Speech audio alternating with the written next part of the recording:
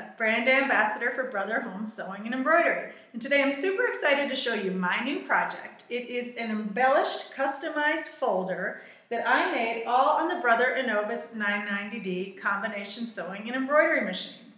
It features an embroidered koi fish, which came on a CD, which comes with the machine.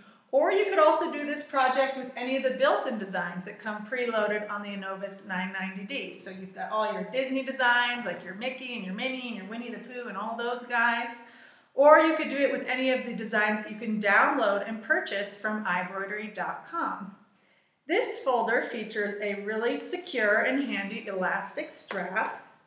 And inside it also has a contrasting fabric. So my papers stay nice and secure in there in this beautiful customized folder. It's a really quick and easy, fun project to do. I'm going to show you how to do it, so let's get started. First thing you're going to want to do is start with an office folder that you're going to base your design off of. I unfolded the folder and traced around it onto my fabric with some tailor's chalk. Then I cut out the design, leaving extra space around the chalk line. For this project, I used one of the designs from the Embroidery Design Boutique 4 CD that comes with the machine. I copied the file onto my USB and plugged that into my machine. Now you are ready to get your fabric onto your embroidery hoop. You're going to use the included guide to make sure your design is located on the folder where you want it to be. And then you're going to get the whole assembly onto the machine. And remember to use some tearaway stabilizer for the backing. And then you are ready to locate your design. You are going to use the touchscreen to access the USB and scroll through all the files that you have stored on your USB.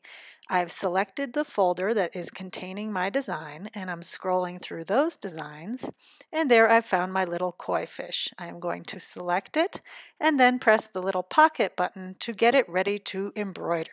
But before doing the embroidery, I'm going to adjust the layout to make sure that my fish is the right size. I am going to increase the size to get it to the biggest size possible. And then I am going to go in and adjust the location of the design. I'm going to rotate it to make sure it's oriented onto my folder in the correct position. And then I am shifting it slightly to make sure it's furthest down into the corner. And then I'm going to press the little handy button which shows me where my design is going to be embroidered. And this is a great feature for making sure that your embroidery is going to be in the right spot before you actually begin embroidering. And the machine is telling us that the first color to load is white, so I went ahead and loaded the white thread. And here we can see our koi fish is beginning to take shape. First the machine does the outline of the fish, and then it goes in and fills in all the different little areas.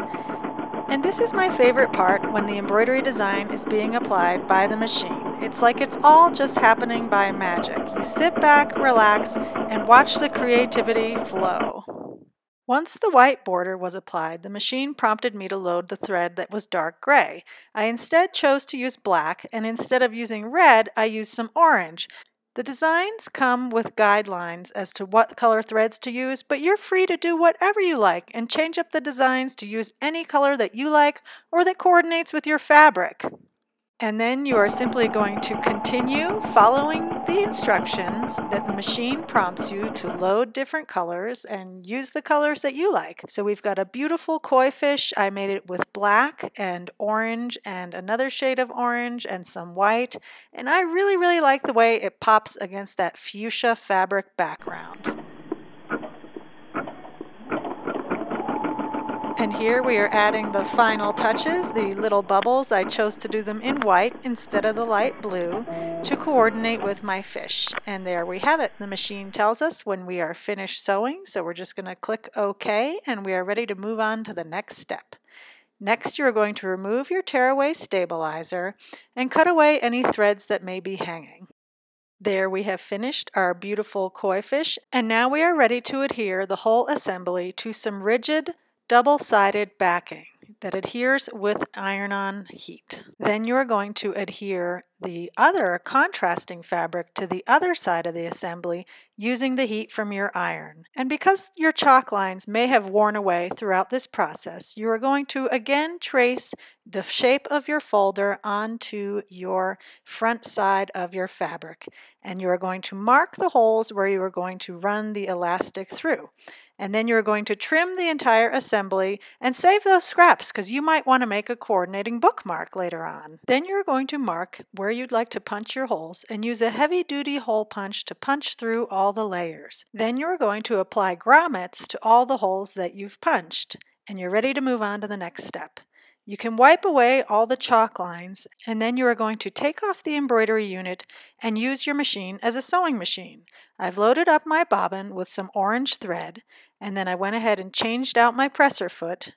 And then I decided to select a stitch from the built-in stitch patterns. There are so many different stitch patterns to choose from.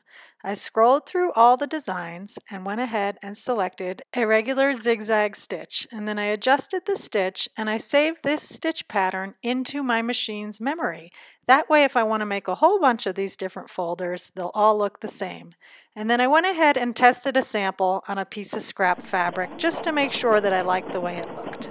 And then all you are going to do is simply stitch this pattern all the way around your folder until you get to the end, and make sure that you backstitch at the end of your stitches. And you could get super creative with this if you liked. You could add layers of different stitches, you could stitch right through the middle, you could do all sorts of things. Once you've stitched all the way around the perimeter, then you are ready to fold over all the different parts of your folder. I used a straight edge as a guide, and then I ironed those folds in place to make them nice and crisp. I took a piece of elastic that was double the length of the original piece that came with the folder and ran it through the grommets and then tied it into a bow in the center. And there you have it. You've just created your very own custom embroidered office folder.